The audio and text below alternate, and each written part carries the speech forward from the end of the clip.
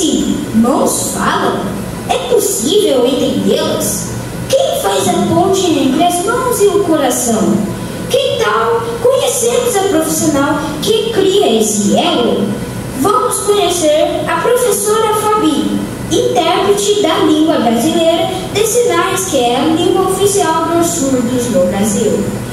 Há quanto tempo a senhora atua nessa área como intérprete?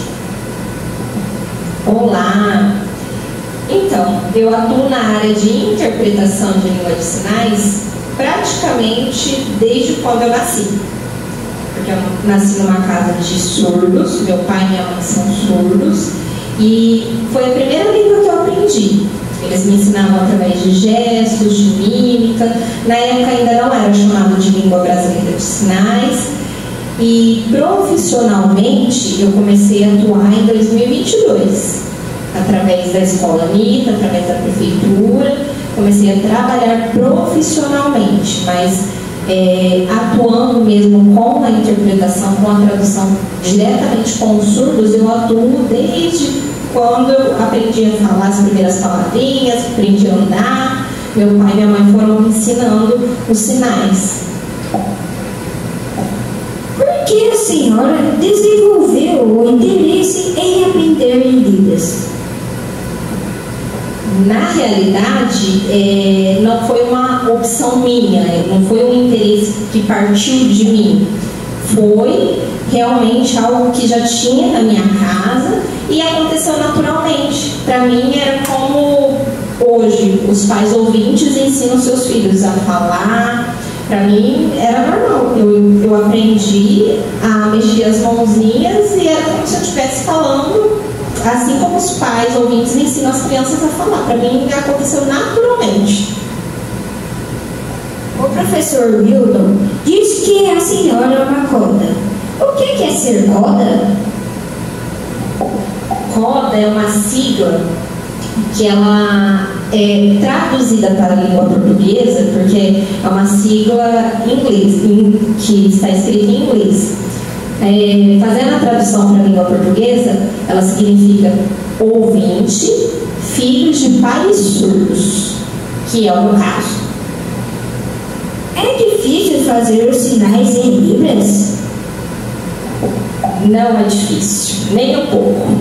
É mais fácil do que aprender a gramática da língua portuguesa. Bem mais fácil. A senhora já esqueceu alguma vez as falas em Libras?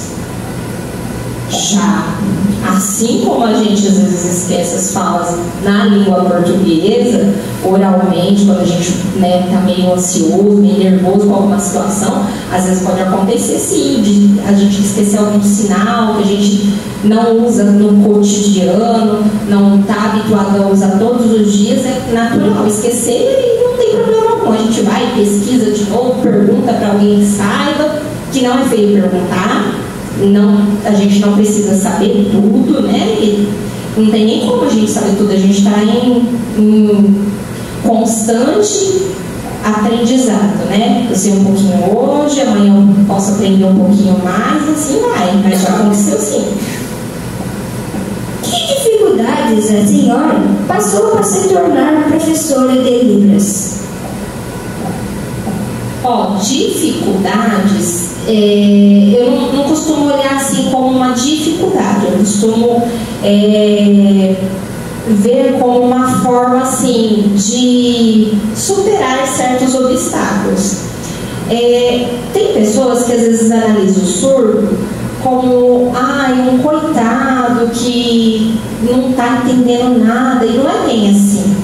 O surdo, ele só fala uma outra língua. A limitação entre o ouvinte e o surdo é a comunicação.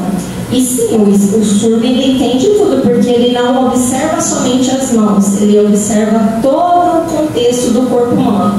A expressão facial, a expressão corporal, como você se posiciona.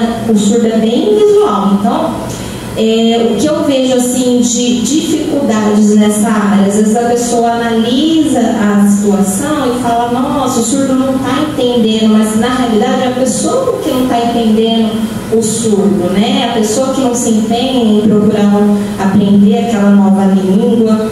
E a limitação não está no surdo, muitas das vezes está na pessoa que não quer buscar o conhecimento, né? Não quer desenvolver naquilo.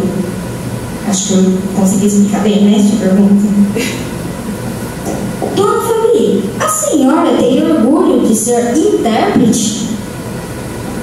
Tenho, sim, tenho muito orgulho. Por muito tempo eu achava que era natural eu ser intérprete dos meus pais e eu nunca encarei como uma profissão. Há pouco tempo eu vim encarar isso como uma profissão, como um meio de ganhar dinheiro, de levar, conseguir pagar minhas contas com isso, e levar o conhecimento em si para as outras pessoas, né? A questão de interpretação, de tradução da língua de sinais, ela vem hoje sendo mais debatida, mas há um tempo atrás não se falava sobre isso, não se tinha esse reconhecimento.